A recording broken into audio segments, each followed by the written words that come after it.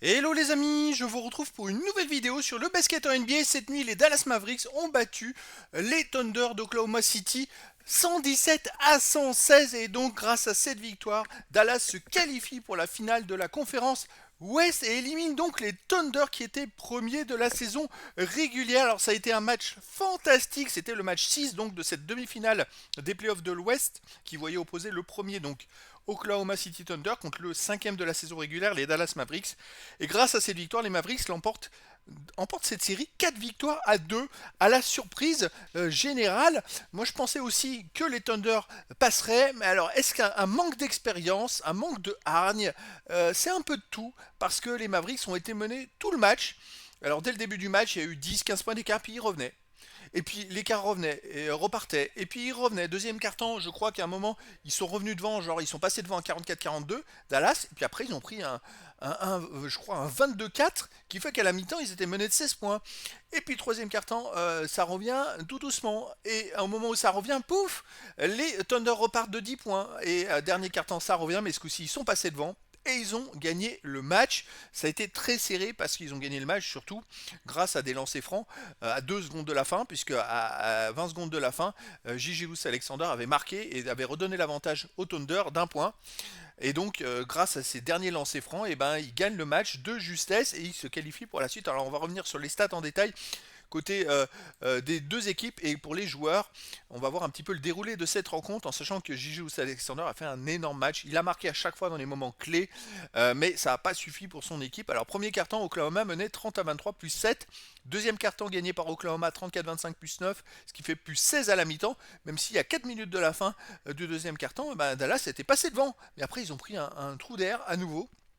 Troisième carton, donc à la mi-temps, Oklahoma menait donc de 16 points. Troisième carton gagné par les Mavericks 35-26. Oklahoma, donc plus 9, donc Oklahoma menait de 7 points. Et dernier carton gagné de 8 points par les Mavericks. Donc vraiment un match fantastique. Jusqu'au bout serré, ça se jouait à Dallas. Là, il y avait le public qui poussait en plus.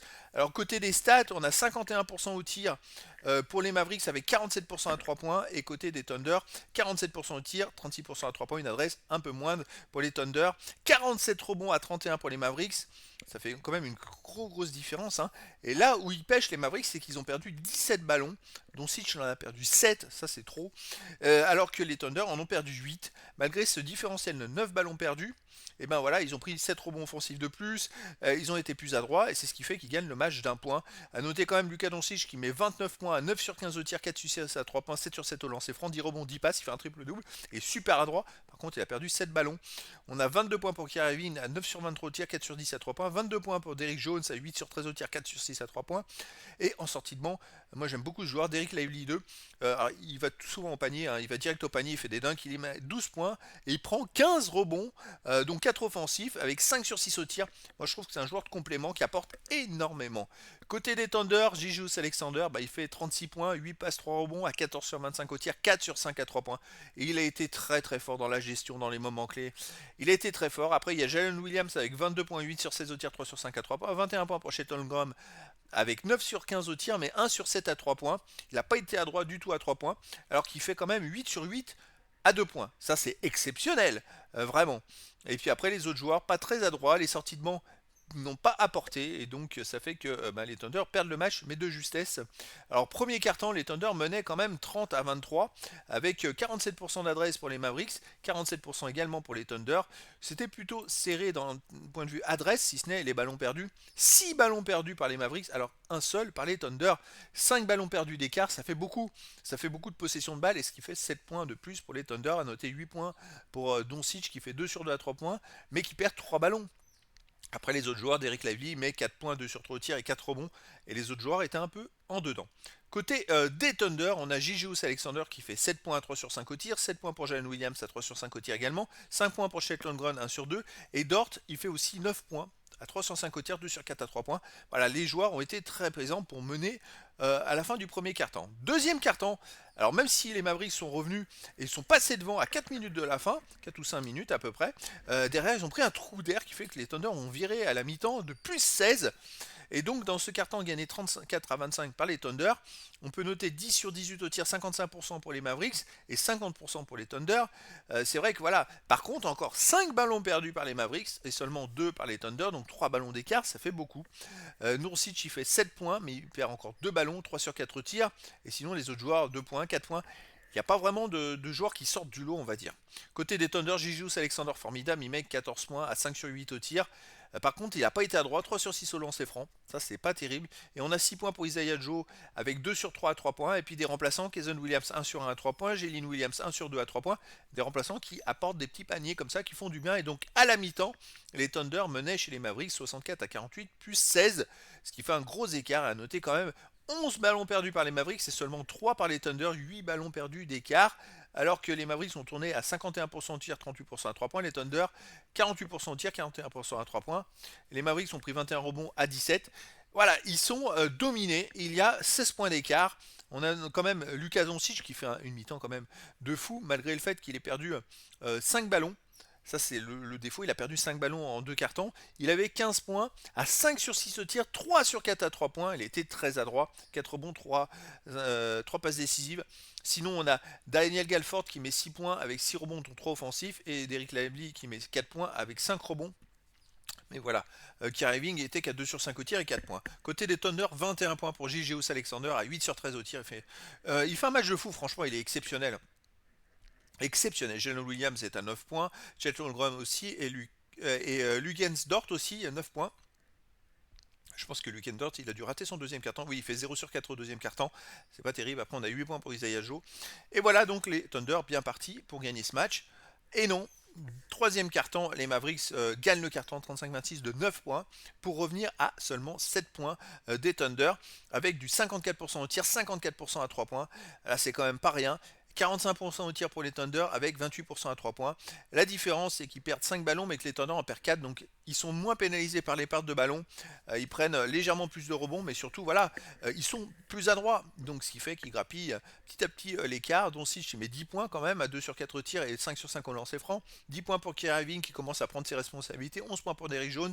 4 sur 5 au tir et 3 sur 3 à 3 points. Un joueur qui fait 3 sur 3 à 3 points dans un carton, ça pèse énormément côté des Thunder. On a Gigius Alexander avec 7 points, 3 passes, à 3 sur 7 au tir, 1 sur 1 à 3 points. 8 points pour Jalen Williams, avec quand même une bonne adresse, 2 sur 3 au tir, 1 sur 1 à 3 points, 3 sur 3 en lancer franc, et 6 points pour Chet Holmgren à 3 sur 4 au tir. Mais voilà, ça n'a pas suffi. Dans l'ensemble, les autres joueurs n'ont pas trop apporté, et c'est ce qui posait problème. Et dernier carton, eh ben, le festival avec un final en feu d'artifice où ça se passe devant dans les 2 dernières minutes à tout va et à la fin, 2 lancers francs. Il avait même 3 lancers francs, le joueur de Dallas, mais il a mis les 2 premiers, donc il a fait exprès de rater le dernier puisqu'il restait 2 secondes et demie, parce qu'en 2 secondes et demie, ben, les Thunder, il fallait qu'ils remontent tout le terrain de toute façon, donc c'était quasiment mort.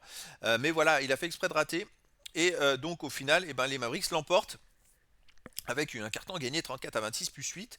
Ils ont fait du 48% au tir et 50% à 3 points, 5 sur 10. Ça c'est très bon.